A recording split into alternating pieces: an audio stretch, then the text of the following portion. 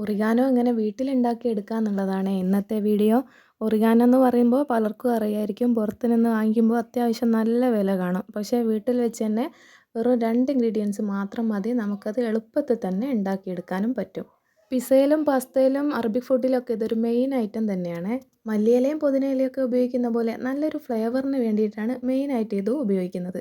നമുക്കിത് വളരെ എളുപ്പത്തിൽ തന്നെ വീട്ടിലുണ്ടാക്കിയെടുക്കാം. അതെങ്ങനെയാണെന്ന് നോക്കാം.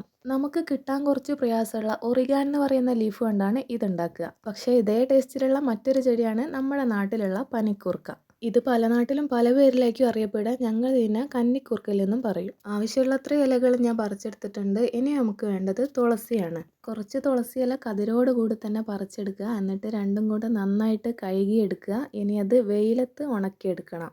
ഇങ്ങനെ ചെയ്യുമ്പോൾ ഉണങ്ങി കിട്ടാൻ 2-3 ദിവസമൊക്കെ എടുക്കും. ഓവനിൽ വെച്ച് ഡ്രൈ ആക്കി എടുക്കുകയും ചെയ്യാം. അതിനൊക്കെ പ്രയാസമുള്ളവരാണെങ്കിൽ ഒരു ഉണങ്ങിയ കോട്ടൺ തുണി എടുക്കുക. അതിലേക്ക് കഴുകിയെടുത്ത ഇലകൾ ഓരോന്നായിട്ട് വെച്ച് കൊടുക്കുക. എന്നിട്ട് വെള്ളം നന്നായിട്ട് തന്നെ ഒപ്പിയെടുക്കുക.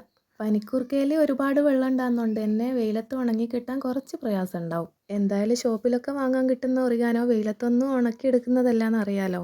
ഏതെങ്കിലും മെഷീനൊക്കെ ഉപയോഗിച്ചിട്ടായിരിക്കും അഥവാ ഉണ്ടാക്കിയെടുക്കുക. കുറഞ്ഞ അളവിലൊക്കെ വീട്ടിലേക്ക് ഉണ്ടാക്കുമ്പോൾ മാത്രമേ നമുക്ക് അങ്ങനെയൊക്കെ ഉണക്കിയെടുക്കാനൊക്കെ പറ്റൂ. അതുപോലെ തന്നെ തുളസി ഇലയെ ഒരു കോട്ടൻ്റെ തുണിയിലേക്ക് ഇട്ടിട്ട് നന്നായിട്ട് തന്നെ വെള്ളം ഒഴിവാക്കിയെടുക്കുക.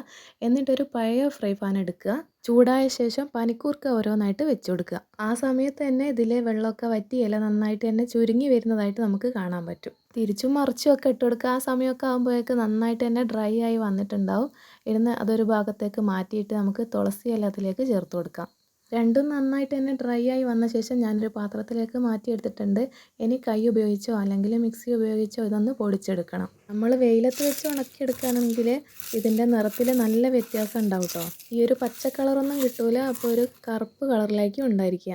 അപ്പം നമ്മളെ വീട്ടിലെ 2 ചേരുവകൾ മാത്രം ഉപയോഗിച്ചിട്ട് ഉണ്ടാക്കിയ ഒറിഗാനോ ഇവിടെ തയ്യാറായി വന്നിട്ടുണ്ട്. സെയിം ടേസ്റ്റ് ഒന്നും അല്ലെങ്കിലും വലിയ വ്യത്യാസമൊന്നും ഇല്ല കേട്ടോ. അവരതിൽ വേറെ എന്തെങ്കിലുമൊക്കെ പൊടികൾ ചേർക്കുമായിരിക്കും. നമുക്ക് ഷോപ്പിൽ നിന്ന് വാങ്ങിയ ഒറിഗാനോ കൂടി ഒന്ന് കണ്ടു നോക്കാം. നിറത്തിൻ്റെ കാര്യത്തിൽ വലിയ വ്യത്യാസം ഉണ്ടെങ്കിലും ടേസ്റ്റിൻ്റെ കാര്യത്തിൽ വലിയ വ്യത്യാസമൊന്നുമില്ല കേട്ടോ.